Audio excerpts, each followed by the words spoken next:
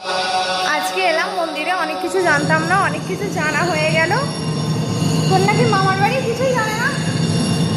যাই হোক, এখানে প্রতি বৃহস্পতিবার খাওয়ায়। আর কি বললো, এই লাইটিং এর জন্য আমার মুখটা এমন হয়ে গেছে। কি বল কি বললো? কিছু পয়সা লাগে না, শুধু মায়ের বাবার আরতি দেখে, জোরে কেউ শুনতে পাবে না। আরতি দেখে তারপরে কুপনটা নিতে হয় লাইনটা সোজা রাখার জন্য। তাছাড়া কুপন নিতে গেলে কোনো টাকা লাগে না, প্রত্যেক বৃহস্পতিবারই খাওয়ানো হয়।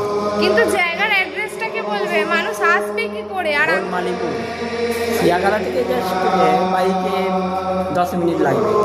আচ্ছা, আমি বাইরে, বাইরেটা খুব সুন্দর লাগছে দেখতে, এত চারিদিকটা আলোয় আলো।